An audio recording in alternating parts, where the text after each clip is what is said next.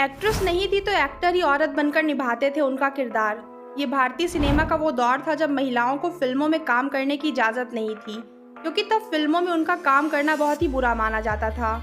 लेकिन उसी दौर में एक ऐसी महिला सुपरस्टार भी हुई जिसने 30 से 40 के दशक में हिंदी सिनेमा पर राज किया। हम बात कर रहे हैं खुर्शीद बानो की, जिसकी आवाज़ और खूबसूरती के लोग दीवाने थे। लेकिन फिर आया बंटवारे का समय जिसने उनसे उनकी पहचान छीन ली, और कभी भारतीय सिनेमा की नंबर 1 स्टार रही खुर्शीद पाकिस्तान जाकर गुमनाम हो गई। आज खुर्शीद बानो का नाम शायद ही कोई जानता होगा, लेकिन एक समय पर वो इंडियन सिनेमा की सबसे बड़ी सिंगिंग स्टार थी। 1940 का दशक हिंदी सिनेमा अपने गोल्डन पीरियड में था और हर तरफ बस एक ही नाम छाया था, खुर्शीद बानो।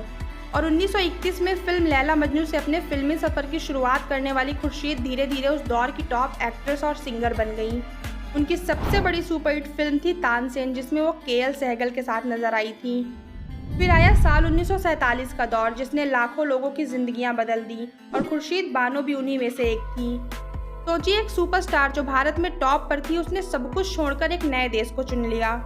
पाकिस्तान में भी उन्होंने काम करने की कोशिश की, लेकिन वहां उनका वो जादू चल नहीं पाया, और सिर्फ 2 फ्लॉप फिल्मों के बाद ही वो इंडस्ट्री से दूर हो गई और अपना परिवार संभालने लगी। और जिस स्टार को लोग भारत में सिर आंखों पर बिठाते थे, वो पाकिस्तान में कहीं गुमनाम हो गई। और फिर साल 2001 में उन्होंने इस दुनिया को हमेशा के लिए अलविदा कह दिया, लेकिन उनकी आवाज़, उनके गाने आज भी इतिहास के पन्नों में जिंदा हैं। तो दोस्तों, ये थी खुर्शीद बानो, भारतीय सिनेमा की पहली सिंगिंग सुपरस्टार। अगर आप इनके बारे में और गहराई से जानना चाहते हैं तो कमेंट्स में लॉन्ग वीडियो ज़रूर लिखें। और बॉलीवुड और एंटरटेनमेंट से जुड़ी ऐसी ही मज़ेदार और दिल छू लेने वाली कहानियों को जानने के लिए हमें फॉलो सब्सक्राइब ज़रूर करें।